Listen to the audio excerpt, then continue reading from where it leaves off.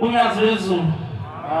bantu abekhosi ngaqala ukufika la ngonyaka ka-2022 ngizozama ukugijima ngoba ubani indaba inde kakhulu ngusabela ngokuyela ngazalelwa-ke ubuke endaweni yasemzini kwathi ngokuba nezimbi ngoyeka 2007 sasuka-ke saye kwakha intambanana ngale ukufika ngo-2022 ngoJulayi kade kuvala umhlangano nje isonto elandelelo ngezalanga ngenxa yokuthi-ke ngangikade ngigule kakhulu saze sacela amaNazaretha ukuthi efike ekhaya athi uma esefikile amaNazaretha ekhaya kwasekukhuluma umuntu omdala wabala-ke ukuthi kunobona yena wayekade ethwele njengoba sasifela zimbuzi sifela yonke into wathi yena wayekade ethwele ngalo lonke uhlobo lokuthwala nenyoka njengoba sifuna sigula nje ney'mbuzi zifa nenkomo zifa sothi uma yiphela izimbuzi bese edla thina ngoba yena wayephila ngegazi kwathi emva kwalokho waphinda futhi lo muntu waphuma yangaphandle wathi yena wanqunya ikhanda enqonywa abafowabo bebuye empini wasethi asize lapha ekhala lemphefumulo safika la ekhala lemphefumulo sayithola zonke izeluleko ngizogijima kakhulu sayithola zonke izeluleko sabiza wonke umndeni kakhokho ngenhlahla wenza wonke umndeni lapha ekhaya bavumela phezulu ngoba nabo iy'nkinga zayo seyibaqakile kuleseluleko-ke esafile salulekwa sona lana abantu abasithatha kancane iseluleko satshwala kwathiwa-ke uma sesiyikhandile izindlu senza yonke into sesibalanda la ekhaya lemphefumulo imithi singabe sisayifake zangoba singabe sayibiza ney'nyanga singayibizi notshwala singabe sabugaya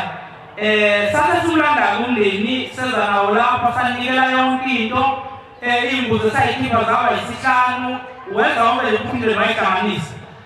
sasesicela-ke ukuthi besinikeze usuku la ekhaya nangaphela sathola usuku kwakuwunyaka odlule ku-Agasti 5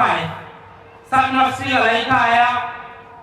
wasisileka bamajiya wathi emva kwalokho njengoba selenzela umsebenzi nje hambani lokhonza amazweni akini ndedela abanye njengoba behlalesho nje mina-ke njengoba ngigcina la ekhaya ngomhla ka-5 August kade sizolanda abantu abadala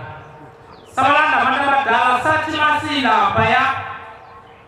naselimuzwa ikhetha ngoba lo mndeni kwamele siye kuwona umndeni wangesoma Nazaretha kodwa basebevumile ukuthi bazogcinisa abadangele besabugaya utshwala kodwa bathi uma bephikisana ngemuva bebodwa basebedula bazogaya utshwala wafika kwamajiya wabuza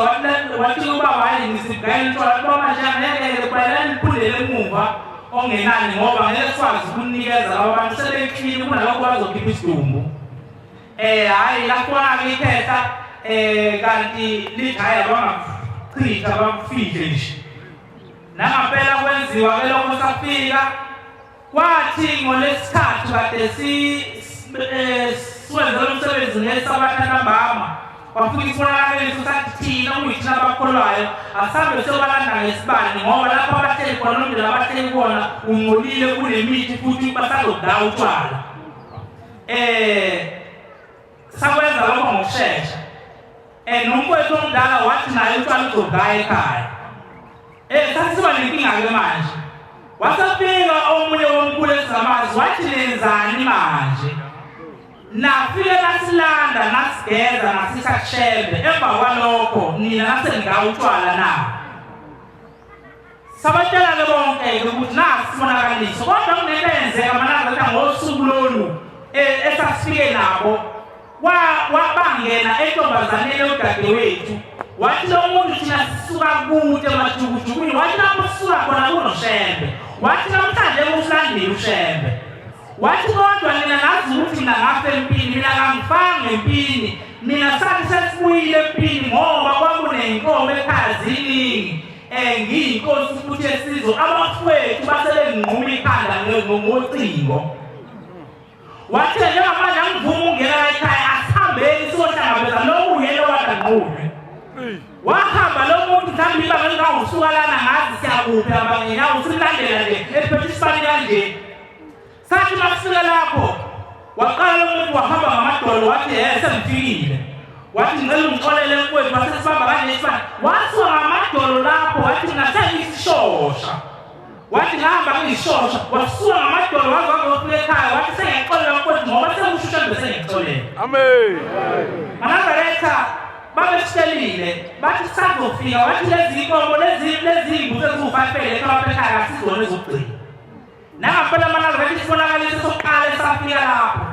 sathi mina ngidoda eyayingena umkafowabo umfowabo beseshonile ngangaganiwe ngangihlala kakhulu ehlathini wathi ngicela ngilanda ngembuzi engihlala madolweni ngangivuma ngokuza ngoba indlu anginayo wathi esinye safika lapho sathi thina senwenze wonke umsebenzi ikala engathethile ikala abantu ababetshontsha imfuyo benze ngisho imbuzi zabantu ezayimitha amazinyane bese bewakhushula amazinyane abamangalele babanje lawo macala nyamanga lokho kube nyanza ufantotayo bathi besuka lapho basebethi ngizama ukugijima nje Manazaretha basebethi thina singabokhosi njengoba singabokhosi nje usamele siyolanda amakhosi awabiyela ngoba wabiyela njengoba kunenkosana yomndeni nenkosana yesizwe igama lobukhosana akalitholakalanga kahle latholakala ngephi ukuthi kubulawa abanye emndeni kubanga imfuyo kubanga yonke into ngakho kusamele kuze inkosana yomndeni izothetha icala lobukhosi ukuthi udlela ubukhosi obatholakala ngayo emndenini kufa abafowabo kumele buzogezwa kuleli lotshwala sengihlala phansi Manazaretha babeshilo bathi mangabe utshwala bungayekwa kuzophuma isidumbu ubaba lokuyena owayesiphathele ilamba akasekho emhlabeni uhambile